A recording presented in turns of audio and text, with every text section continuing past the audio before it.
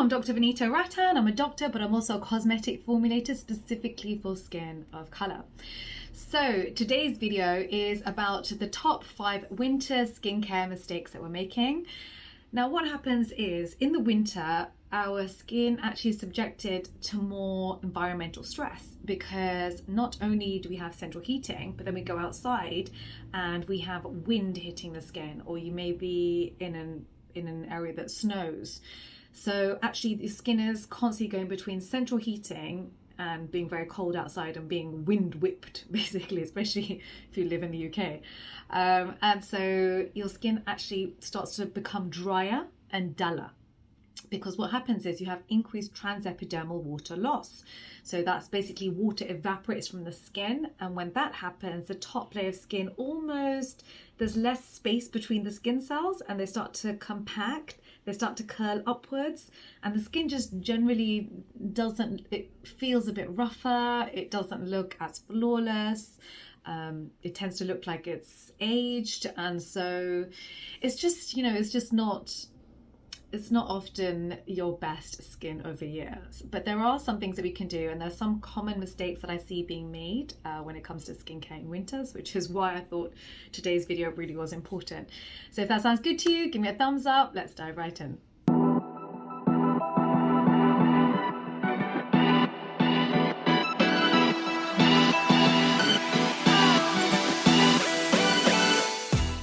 Okay, so in addition to your skin looking dull and dry and aged, sometimes you also tend to get breakouts around this area. The reason being that you tend to wear scarves or jackets which aren't washed as often as your regular clothes, and they're touching the face. So that's something to be aware of.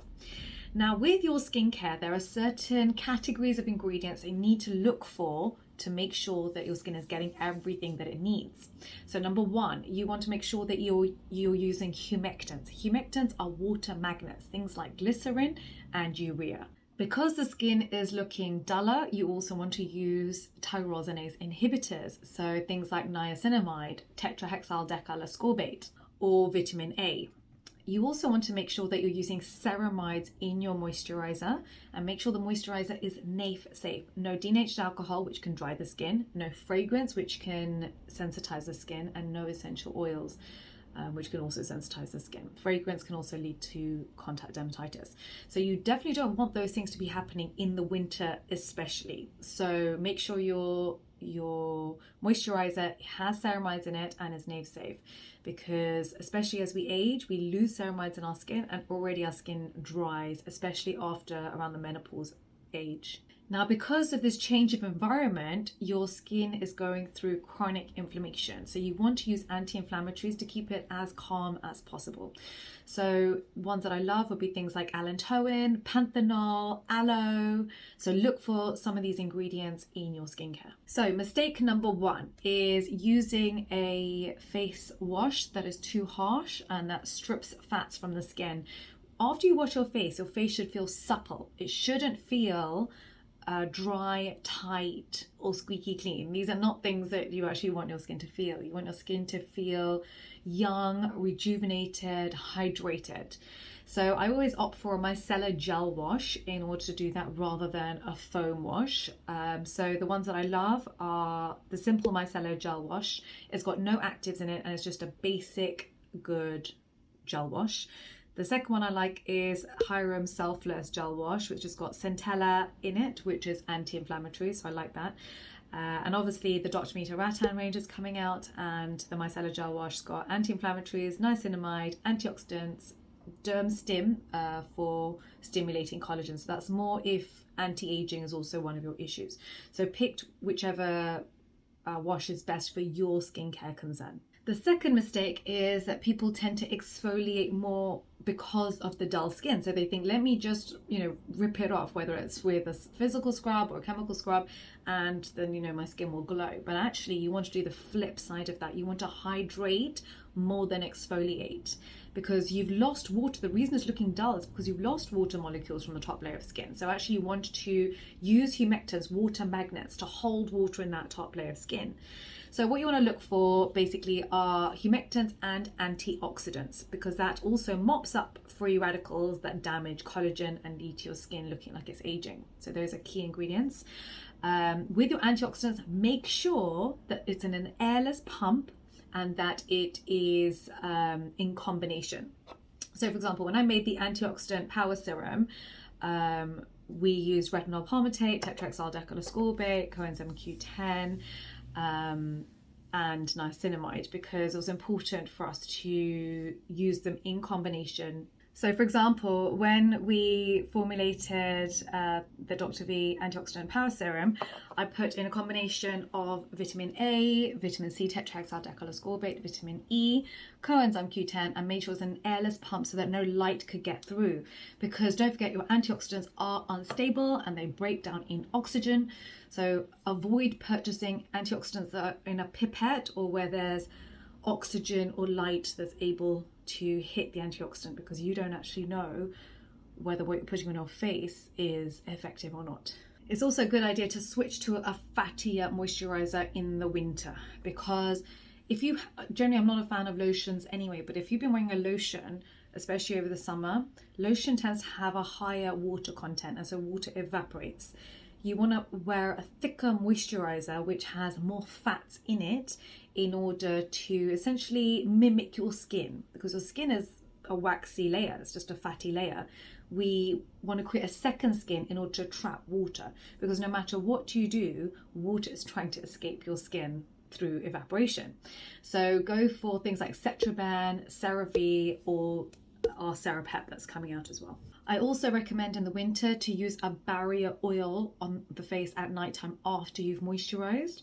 It's just another layer to prevent transepidermal water loss. And if you're not acne prone, but actually your skin just tends to feel drier and duller, then it's going to be, you're going to see a big difference actually the next morning. So the one I like is marula oil. You can either get the one from The Ordinary or from Drunk Elephant. If it's particularly dry because of the central heating, then use a humidifier at night. Because, for example, if you've got hyaluronic acid, a very powerful water magnet in your skincare, and the environment is dry, then water is actually going to be pulled from the slightly lower layers in the skin, and your skin is actually going to feel tighter and drier the next day. You actually want water to be grabbed from the air around you and then held in that top layer of skin. So a humidifier is a great piece of equipment to invest in if you do have central heating and your skin does feel dry the next day. Okay, so the third mistake is people not masking in winter. So masking is actually a fantastic, intensive way of occluding hydration. So what you want to do is use ingredients that have water magnets in them, have water in it, and then occlude it. So you're almost creating a second skin, and your skin immediately will feel hydrated as soon as you remove the mask. Now, the vast majority of masks are not nail safe, and so actually you have to be very careful about the one that you choose, because if you pick one that has a lot of denatured alcohol in it, fragrance or essential oils, and then you leave it stuck to your skin, it can potentially lead to issues over a long period of time. So I would just avoid it completely. So the ones I like, look for multi-purpose masks. So for example, if you're looking for anti-inflammatory mask, or you're looking for anti-hyperpigmentation mask, look for ones that have multiple different ingredients in them, because honestly our time is really limited and you can't just have one just for hydration. You may as well just put a moisturizer on and put your marula oil on and you're done. I would use this in order to also combat other issues. So if you go, no Dr. V, I actually just want a hydrating mask, then go for the Body Shop Aloe Mask. It's one of the few that is biodegradable and is nail safe basically. And the second one I really like actually is Hada Labo, which is an anti-aging mask. The fourth mistake is not taking care of your lips, because your lips actually are only about 3 to 5 cells thick, the skin, and so your lips are the first to dry on the face. So the mistake is that people tend to go for Caramex because it tingles. And I remember I went to dinner with one of my friends and he was like, I always have my Caramex on, it's great. And I just thought, no, it's the single worst product. Don't use it. Because the problem is that tingly feeling tricks your mind into thinking something good is happening to your skin. But actually it contains menthol, which is leading to that tingliness, or fragrance as well. So that's the other thing that people love, is to have a lip balm that's strawberry or, you know, some sort of fruit, which is the number one cause of contact dermatitis. And why would you do that to your lips, which already have very thin skin? So please, let's avoid that. I really like the Vaseline Original. So, you know, my daughter this morning, the first thing I could see on her face is she's brushed her teeth, and the one thing that looks driest is her lips, and so she always has her petroleum jelly from Vaseline, basically the original one. Don't go for the rose one or the other ones, just go for the original petroleum jelly, especially in the winter. So put it into your kids' bags. The other things I'd recommend in your kids' bags are a moisturiser for their face and hands and an SPF 50, because even throughout the winter, UV is still hitting their faces, and they really should have those three together in their bag, and they just take full responsibility for their skincare during the day. I'm very big on empowering your children to be independent. The fifth mistake is having long hot baths. I know at the end of the day, all you want to do after a freezing day is to jump into a long hot shower or a long hot bath, but that really does strip oil from your skin, and your skin will feel tighter afterwards. It is not a good idea. Also, things that you put into the bath. So for example, my son really wanted this thing called unicorn poo, which is basically a bath bomb full of fragrance and colorant. It literally will stain your skin. So I had to explain to him that no, Dr. V's children will not be doing that. So please just avoid that. What I would say is use Oilatum shower gel, or Oilatum bath is brilliant, because as soon as you leave the bath, actually your skin is going to feel supple. So I would highly recommend those. Don't forget, I'm in the comment section for 1 hour at the launch of every single video, so please be here. Don't forget to write down your questions below. Don't forget to follow me on YouTube, on Instagram. I've got 2 accounts, Skincare by Dr. V and Dr. Vanita Rattan. Also on TikTok, Dr. Vanita Rattan. I'm really enjoying my TikToks now. I feel like I'm coming into my own and I understand the platform. I've been doing it for a whole year. It took me 12 months to understand actually how TikTok works, but actually I'm really enjoying it. Don't forget to download your free guide for skin of colour down below, and do visit Skincare by Dr. V website if you want to have a look at any of our kits or products that we're launching. We've got so many exciting things happening. If there are products that you think that don't exist for skin of colour, that need to exist for skin of colour, please also write them down below, because honestly I only do what you tell me to do, so that would actually be really beneficial to me.